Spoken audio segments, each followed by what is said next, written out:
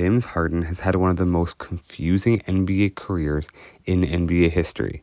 He's a 10-time All-Star, 3-time scoring champ, 7-time All-NBA player, and a 2018 NBA MVP with the Houston Rockets.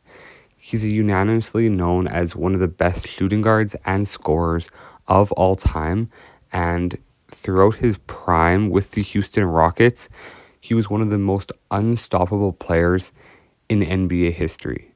But on the flip side, James Harden has also never been to an NBA Finals as a first or even second option, and throughout his career has failed to show up in big moments in playoff series at times. James Harden's legacy in the NBA is very controversial. There's one camp of people who believes that he is one of the greatest, if not the greatest, scorer of all time after leading the NBA in scoring 3 consecutive seasons and averaging 36.1 points per game on efficient shooting splits in the 2018-2019 NBA season with the Houston Rockets.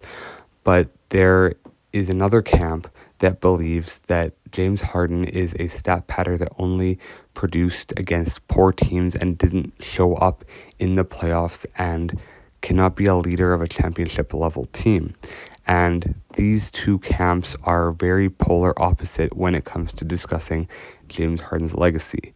But in all reality, when you take an objective look at James Harden's prime and his career as a whole, James Harden is objectively a top 5 point shooting guard of all time and has been one of the most pure bucket getters throughout his entire NBA career. And there's no question that James Harden is one of the most pure and talented scorers, not only of this generation that has Steph Curry and LeBron James, who are other amazing scorers, but of all time. And he rivals guys like Allen Iverson and Kobe that were all-time great elite scorers.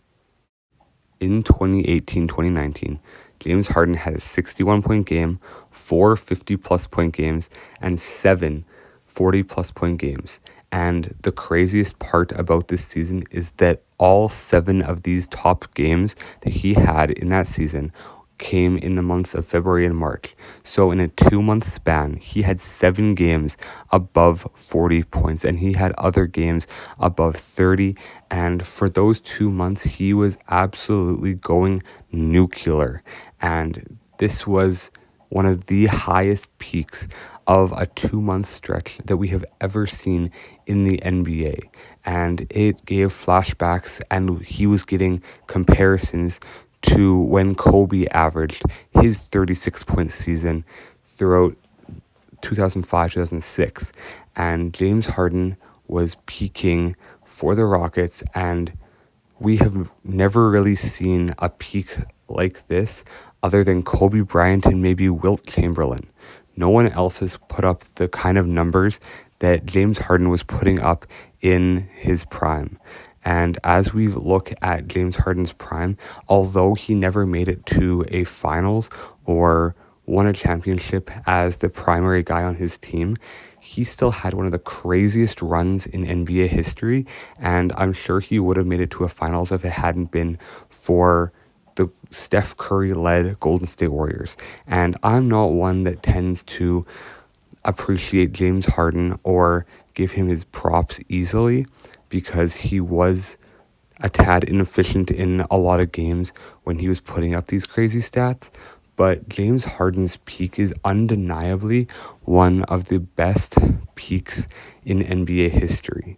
And even when he went to Philadelphia and Brooklyn, he transitioned into a role where he wasn't necessarily the main scorer on a team, but he had multiple 10 assists per game seasons and actually averaged 10 assists a game for a number of seasons in a row, going back to his time in Houston, and actually led the NBA in assists in 2016-2017, even while he was the primary guy on his own team.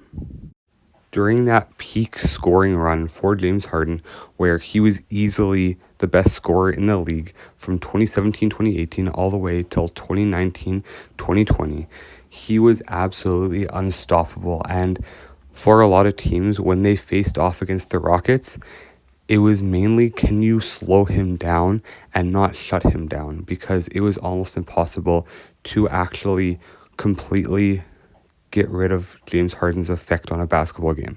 He was absolutely unstoppable, and if you held him under 35 points, you were considered to have a really good day, because for the 2018-2019 season, James Harden averaged 36.1 points per game. So if you held him under 36 points a game, you had a above average defensive game against James Harden.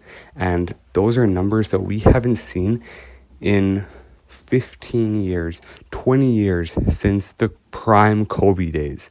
And it's most likely that we'll never see this again until later on in history. And even though Joel Embiid and Luka are averaging crazy numbers the past couple seasons, neither of them have touched that 36 point a game plateau, especially as a guard on a team with no extra help. And James Harden throughout his prime was absolutely ridiculous, and his step back and foul baiting play style was absolutely fun to watch, as well as annoying to watch for opposing fans. And a lot of people didn't actually like his play style during that era, as he did foul bait a lot and he would jump backwards into players. But James Harden was a one-of-a-kind scorer that is once in a generation, where he can take over a game and be as dominant scoring the basketball as he was. Anyways, let me know where you rank James Harden all time among shooting guards in the comment section below, and let me know if he is the greatest scorer of all time. Anyways, God bless you all.